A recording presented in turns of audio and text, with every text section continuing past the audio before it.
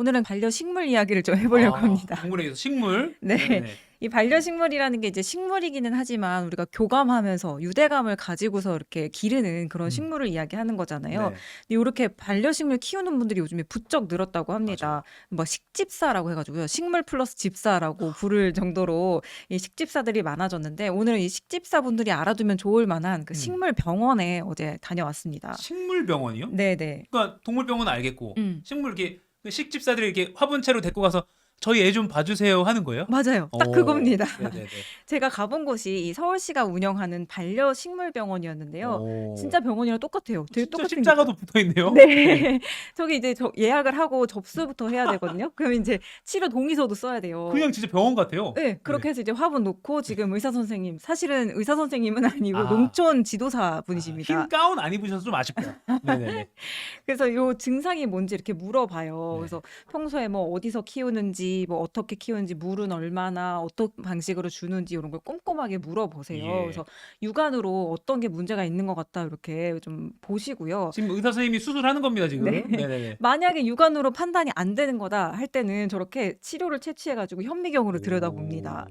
그래서 어제 이거 갖고 오신 그 분도 그 줄기가 좀 갈변이 됐었는데 그냥 보니까 이게 뭔지는 잘 모르겠어가지고 현미경으로 보니까 이게 세균 감염이 됐었더라고요. 그 세균이 막 움직이는 게 보이는 거예요. 예. 그래서 요 정도 병은 이제 바로 치료가 가능하니까 그 이제 수술실에서 치료제가 섞인 흙으로 이렇게 해서 분갈이하는 걸로 이제 처방이 분갈이 끝났습니다. 처방. 네. 네. 근데 이제 이렇게 간단한 경우도 있기는 한데 치료에 좀 시간이 걸리고 전문적인 케어가 필요한 아이들도 있어요. 그럴 때는 입원을 합니다. 이렇게 병원에 입원실이 따로 있거든요. 그래서 이거 보시면 이게 입원실이에요, 지금. 오. 집중 치료 받는 애들도 있고 살충 치료, 살균 치료 받는 애들도 있는데 딱 봐도 상태가 좀 안 좋잖아요, 애들이. 1인실 병동은 아니네요. 네, 다인실입니다. 네. 아직까지 1인실 병동은 네. 없었고요. 저렇게까지. 네, 근데 우리가 볼 때는 사실 이거 다 이미 죽은 거 아니야? 되게 메마른 가지인데 막 이렇게 생각이 드는데 네. 그 이제 선생님이 말씀하시기를 이게 조그만 싹이 하나라도 나오면 그거는 희망이 있는 거다. 더 치료를 해봐야 된다라고 말씀을 하시더라고요. 그래서 진짜 어제 보니까 다 메말랐는데 정말 눈곱만한, 손톱만한도 아니에요. 눈곱만한 그런 새싹들이 조금씩 올라와 있는 게 보이더라고요. 근데 저 사실 저거 보면서 약간 반성하는 게 사실 시들면 음. 그냥 좀 버리지 않나요 보통? 네. 그쵸. 우리가 보통은 애들이 좀 시들시들하다 하면 일단 물부터 많이 줘요. 한번 줘보고. 그리고 네. 햇볕에도 내놔보고 그래도 안 되면 막 영양제 꽂아보고 그래도 안 되면 그냥 버리는 게 네. 우리가 여태까지 식물을 대하는 보통의 아까 좀 방식이었죠. 하단에 이렇게 버리잖아요. 네, 이렇게. 맞아요. 근데 이제 요즘에는 이렇게 식물이랑 유대감을 가지고 교감하면서 기르는 분들이 그래서 정성 들여서 키우는 분들이 늘고 있다고 해요. 그런 분들이 이제 병원을 찾는 거기도 하고요. 그래서 어제 갔을 때도 한 30대 여성분이 자기가 키우던 이 작은 나무를 하나 들고 오셨어요. 근데 얘는 와서 이미 사망해 있다는 사망 선고를 받은 거예요. 어이구. 그러니까 한 달 정도만 일찍 찾아왔어도 살릴 수 있었는데 지금 이거는 이건가요? 지금? 요거는 아니고 네네네. 네, 요거는 이제 다른 분 거고 걔는 예, 그래도 예. 잎이 파란색이었는데 예. 이미 다 죽은 것 같다라고 이제 진단을 하셨더라고요. 근데 요거를 이미 초록별로 갔다라고 말씀을 하세요. 이제 무지개 다리 건넜다라고 우리 반려동물에 대해서는 그렇게 네. 표현을 하듯이 초록별로 이미 갔다. 근데 그분이 그 화분을 이제 갔으니까 두고 나오면서 이걸 눈을 못 떼고 마음이 너무 아프다고 하면서 막 너무 진심이 느껴지더라고요. 근데 요즘에 이렇게 특히 젊은 분들이 온 마음을 다해서 식물을 키우는 분들이 많다고 해요. 그래서 병원 찾아오시는 분들도 대부분이 30대고요. 가장 많이 30대고 40대 이하의 비율이 70% 이상이라고 합니다. 젊은 분들도 요새 많이 하네요. 네. 왜 좀 트렌드가 그렇게 변하는 건가요? 그러니까 우리가 생각할 때는 보통 엄마 아빠들이 그냥 취미생활로 기르는 거 아닌가라는 그렇죠. 생각이 드는데 예. 이 반려동물처럼 이 반려식물도 이렇게 교감하는 대상이 된 거예요. 실제로 농촌진흥청이 설문조사를 한번 해봤거든요. 왜 반려식물을 키우냐 물어봤더니 55% 가장 많은 답변이 정서적 교감과 안정을 위해서라고 답했습니다. 예. 우리가 보통 생각하는 공기정화, 인테리어 요런 그 목적은 이 응답보다 훨씬 낮았어요. 그러니까 이제는 식물이 이제 장식 이상의 의미인 거죠.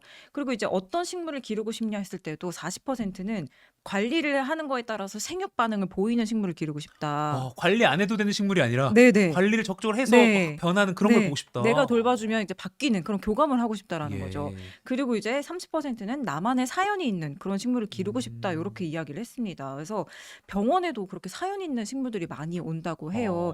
최근에는 그 어떤 대학생이 거의 다 죽어가는 식물을 들고 와서 네.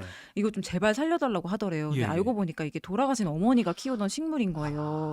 그럴 수 예, 있겠네요. 근데 어머니가 이제 병원에서 투병을 하시는 동안 돌보지 못해서 이 식물들이 많이 시들었는데 이 엄마가 이제 돌아가시고 나서 이걸 제발 좀 살려달라면서 그렇게 우시더라는 거예요. 아, 거의 회생이 불가능한 식물이긴 했는데 어떻게든 좀 환경을 막 여러 번 바꿔가면서 진짜 작은 싹을 틔웠다고 합니다. 그래서 퇴원시켜서 다시 돌려보낸 그런 사례도 있었다고 네. 해요. 아까 이제 이정 기자 직접 방문한 곳이 서울시에서 운영하는 네, 맞습니다. 반려식물 병원. 네, 그 맞습니다. 이 식물 병원은 어떨 때 가는 게 좋은 거예요? 그래서 이제 우리가 보통 뭐 얘가 이미 막 이렇게 막 간 것 같아. 네, 너무 네네. 너무 상태가 안 좋은 것 같아 네. 했을 땐 조금 늦을 수 있거든요. 그래서 좀 애들이 좀 시들해진다 아니면 증상이 뭔가 안 좋은 것 같은데 원인을 모르겠다 할 때 바로 가시면 좋을 것 아, 같아요. 너무 늦게 가면 안 된다. 네, 예. 그러면 이제 치료도 되게 어려워지거든요. 돈은요? 무료입니다. 오. 근데 이거는 서울 시민만 이용할 수 있어요. 여기는 아. 서울 시민은 이제 한 달에 한 번 이용할 수 있고 무료긴 한데 이제 가서 어쨌거나 좀 이런 증상이 있어요라고 상담 받으면서 그 이제 선생님이 그것도 해주시더라고요. 뭐 물을 어떻게 주세요 하면서 물 주는 성향이 다 있다고 하더라고요. 물을 많이 주는 사람도 있고 뭐 방식을 달리하는 사람도 있고 네. 하니까 조금 시들했을 때 가지고 가면 치료도 받을 수 있고 그런 성향에 따라서 흙은 이걸 쓰세요. 뭐 이런 식으로 관리를 하세요. 이런 게 디테일한 관리법도 알려주시니까 한번 가보시는 것도 좋을 것 같아요.